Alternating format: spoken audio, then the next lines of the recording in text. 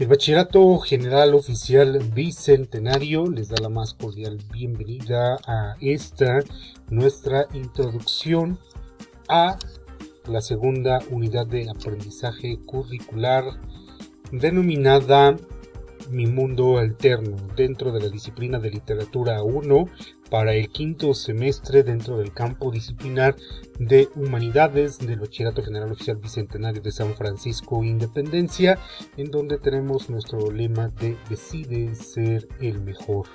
En esta ocasión vamos a dar inicio a esta parte de la literatura en la cual vamos a trabajar con el tema del boom latinoamericano.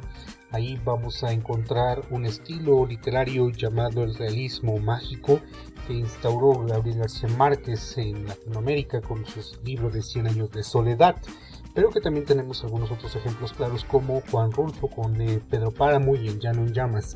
Antes de ir hacia el boom latinoamericano, estamos parados en esta diapositiva que se encuentra en tu imagen para dar una periodización histórico-literaria, es decir, vamos a armar los periodos para ver dónde está ubicada claramente el boom latinoamericano, en qué años, en qué siglo, y vamos a ver cómo es que se divide la literatura universal, la literatura a nivel mundial.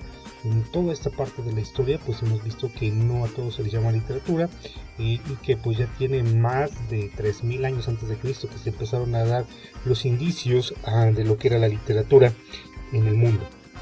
En esta ocasión vamos a partir con la división en 4 periodos importantes de la literatura, que es la Edad Antigua, la Edad Media, la Edad Moderna y la Edad Contemporánea. En la Edad Antigua tenemos todos los periodos que se han venido desde antes en la parte histórica antes de Jesucristo hasta el siglo V, hasta el siglo V después de Jesucristo en la literatura antigua.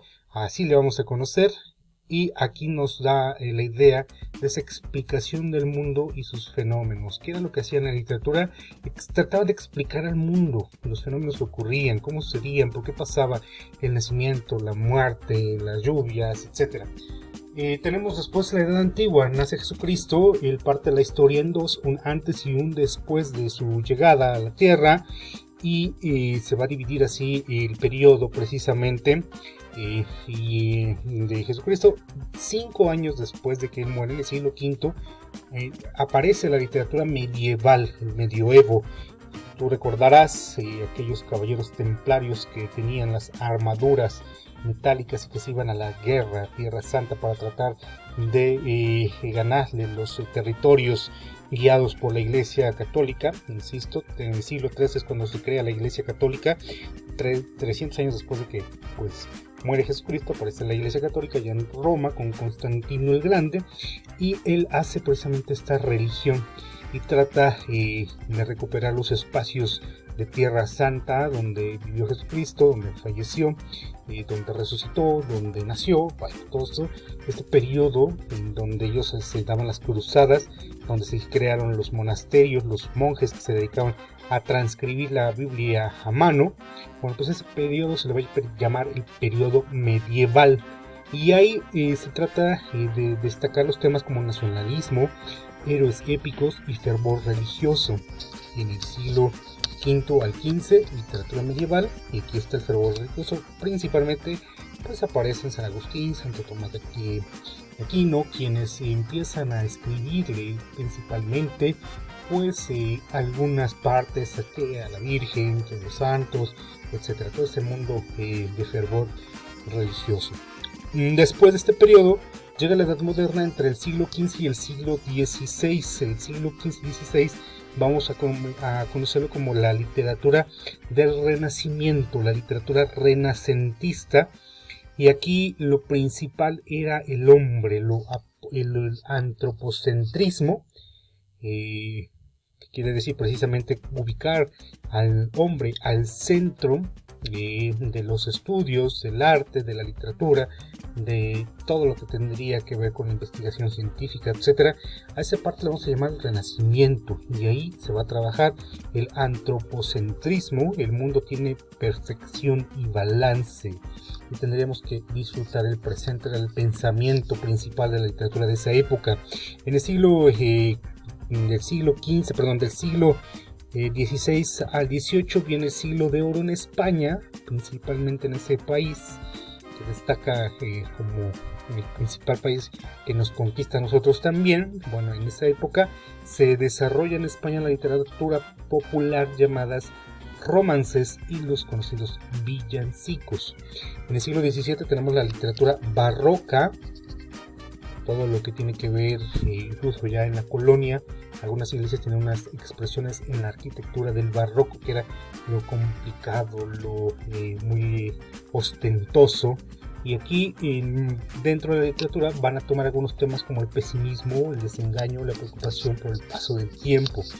En el siglo XVIII vamos a trabajar la literatura ilustrada, así se le va a conocer, y en esta literatura también la literatura neoclásica, en el propósito didáctico moral, que era lo principal que se tomaba en la literatura, y temas universales como el uso de la razón. Por acá viene la etapa ilustrada, ¿de acuerdo? Donde aparece también la enciclopedia, el conocimiento por encima de todo. En la edad contemporánea, en el siglo XIX, la que es la primera mitad del siglo XIX, encontramos la literatura del romanticismo, la literatura romanticista, que es el amor pasional, la rebeldía, la libertad, el yo como propia identidad. En el siglo XIX, la segunda mitad, tenemos a la literatura realista y naturalista. El realismo, problemas de la existencia humana, y el naturalismo, el entorno social. Son los temas que se van a estar tratando dentro de esta literatura. Y lo que ya concierne a nosotros en el siglo XX, tenemos la generación del 98, el modernismo, el vanguardismo, el surrealismo, y por fin encontramos ahí el boom latinoamericano. De la generación del 98, las vivencias de España, de una España decadente. En el modernismo, la creación de un mundo personal. El vanguardismo se descarta lo anticuado y se toma una actitud provocadora. En el surrealismo vamos a encontrar el libre ejercicio del pensamiento, y en el boom latinoamericano, obras experimentales de marcado carácter político. ¿De acuerdo? Eso es lo que vamos a ver directamente en esas etapas, y vamos a dividir la literatura, y ya vimos dónde está el boom latinoamericano. Recuerda que para la cultura occidental y cristiana, el tiempo se organiza en una línea imaginaria cuyo punto medio está determinado por el nacimiento de Jesucristo. Todos los hechos ocurridos antes de la era cristiana se conoce como antes de Cristo, y todo lo ocurrido después se conoce como después de Cristo. Ya lo has visto muy bien en la historia, y que vamos a contar del año 0 hacia atrás de forma negativa, para que me entiendas, y después del año 1 en forma positiva, en positivos y negativos. ¿De acuerdo? Entonces ya viste como en la parte inferior de esta gráfica que nos está dando antes de Cristo, después de Cristo, acá está mero el punto 0, el año 1, el nacimiento de Jesucristo, y antes comenzamos a contar de forma en números negativos, y después de Jesucristo en forma de números positivos. Se cuenta de forma progresiva inversa el antes de Cristo, pero de forma cronológica después de Cristo, tal como se muestra en el siguiente ejemplo. Entonces, insisto, Jesucristo vino a hacer un parteaguas en toda la historia, y ahí se empieza a medir ya la época moderna después de Jesucristo. Y muchas de las partes de la literatura también tienen que ver con esta gráfica, con esta línea de tiempo. Dentro de la literatura antigua, la edad antigua hasta el siglo V, vamos a ver rápidamente las características: las obras de carácter religioso, obras dedicadas a los dioses y creencias de un pueblo, la visión politeísta, muchos dioses del mundo, predestinado del ser humano, obras y sus autores. Este es uno de los clásicos que a mí me encanta, que es Edipo, rey de Sófocles. Vamos, una historia inverosímil, interesantísima por demás decirlo. El arte de amar de Ovidio, pero también tenemos la Ilíada y la Odisea de Homero. En la edad antigua tenemos la literatura religiosa, la epopeya, en la literatura religiosa en China, India, y la hebrea, Confucio, Lao Tse. Tenemos a Lun Yu o Tu Te King de Lao Tse. En la India, los Vedas, y en la hebrea, la Biblia. Los históricos como el Pentateuco, Ruth, Esther, Judith, Tobías, que por supuesto sigue vigente hasta nuestros tiempos. Y de la Biblia también tenemos los poéticos, el Job, Salmos, Cantares de Cantares. Y de la Biblia también tenemos las sapiensales, los proverbios, la Eclesiastés, y los proféticos como Isaías dentro de la Biblia. La epopeya tenemos en la India el Ramayana, el Mahabharata, y en Mesopotamia tenemos el Gilgamesh, Atehash y otros. En la Grecia tenemos a Hesíodo con la Teogonía, los trabajos y los días, y Homero, la idea de la Odisea, y allá en Roma, lo que ahora es Roma, tenemos a Virgilio con Eneida.